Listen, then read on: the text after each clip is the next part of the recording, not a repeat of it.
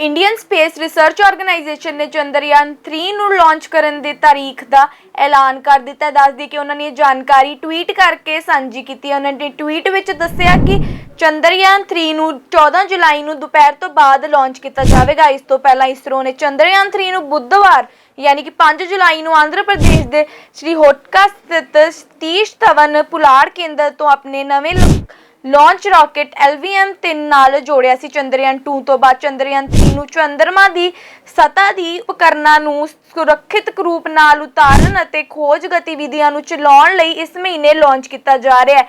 Landing ਤੋਂ ਪਹਿਲਾਂ ਚੰਦਰਯਾਨ 3 ਚੰਦਰਮਾ ਦੀ ਸਤ੍ਹਾ ਤੋਂ 100 ਕਿਲੋਮੀਟਰ ਉੱਪਰ ਇੱਕ ਗੋਲ ਚੱਕਰ ਵਿੱਚ ਘੁੰਮੇਗਾ। ਇਸ ਤੋਂ ਬਾਅਦ ਚੰਦਰਯਾਨ 3 ਦਾ एकीकृत मॉड्यूल 100 गुणा 3 किलोमीटर के अंडाकार ऑर्बिट विच आ जाएगा, जिथे प्रोपलेशन मॉड्यूल चंद्रयान 3 के लैंडर मॉड्यूल नूं छड्ड देवेगा। प्रोपलेशन मॉड्यूल उत्ते ऑर्बिट विच घुमदा रहेगा, जबकि लैंडर चंद्रमा की सतह ते उतरना शुरू कर जाएगा। इस बार चंद्रयान 3 के लैंडर विच 4 इंजन लगाए गए हैं। इन्हां नूं बस्टर कहा जाता है। हर इंजन 800 न्यूटन पावर पैदा करता है। इस तो इलावा लैंडर विच 4 दिशावां विच कुल 8 छोटे इंजन हैं जो वाहन नूं दशा देण ते घुमाउण विच मदद करनगे। इन्हां नूं लैंडर प्रपोशन सिस्टम कहा जाता है। इन्हां दी मदद नाल लैंडर चंद्रमा की सतह ते 2 मीटर प्रति सेकंड की रफ्तार नाल हेठां उतरेगा, पर यह सतह ते उतरन समय 0.5 मीटर प्रति सेकंड की रफ्तार नाल घूमेगा, यानी जिवें हैलीकॉप्टर जमीन ते हौली हौली हेठां उतरदा है।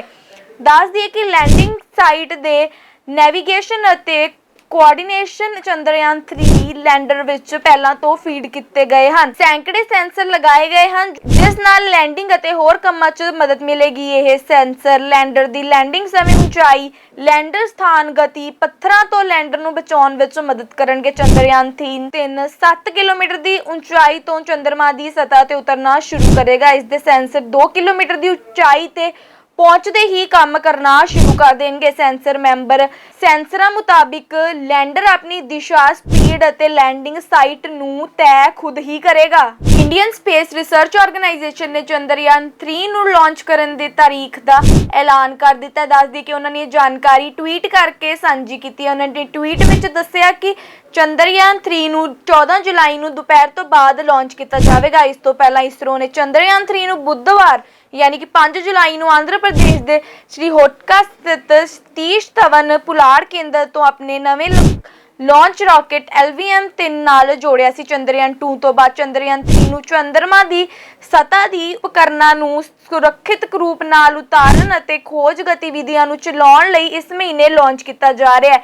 ਲੈਂਡਿੰਗ ਤੋਂ ਪਹਿਲਾਂ ਚੰਦਰਯਾਨ 3 ਚੰਦਰਮਾ ਦੀ ਸਤ੍ਹਾ ਤੋਂ 100 ਕਿਲੋਮੀਟਰ ਉੱਪਰ ਇੱਕ ਗੋਲ ਚੱਕਰ ਵਿੱਚ ਘੁੰਮੇਗਾ। ਇਸ ਤੋਂ ਬਾਅਦ ਚੰਦਰਯਾਨ 3 ਦਾ एकीकृत मॉड्यूल 100 गुणा 3 किलोमीटर के अंडाकार ऑर्बिट विच आ जाएगा, जिथे प्रोपलेशन मॉड्यूल चंद्रयान 3 के लैंडर मॉड्यूल नूं छड्ड देवेगा। प्रोपलेशन मॉड्यूल उत्ते ऑर्बिट विच घुमदा रहेगा, जबकि लैंडर चंद्रमा की सतह ते उतरना शुरू कर जाएगा। इस बार चंद्रयान 3 के लैंडर विच 4 इंजन लगाए गए हैं। इन्हां नूं बस्टर कहा जाता है। हर इंजन 800 न्यूटन पावर पैदा करता है। इस तो इलावा लैंडर विच 4 दिशावां विच कुल 8 छोटे इंजन हैं जो वाहन नूं दशा देण ते घुमाउण विच मदद करनगे। इन्हां नूं लैंडर प्रपोशन सिस्टम कहा जाता है। इन्हां दी मदद नाल लैंडर चंद्रमा की सतह ते 2 मीटर प्रति सेकंड की रफ्तार नाल हेठां उतरेगा, पर यह सतह ते उतरन समय 0.5 मीटर प्रति सेकंड की रफ्तार नाल घूमेगा, यानी जिवें हैलीकॉप्टर जमीन ते हौली हौली हेठां उतरदा है।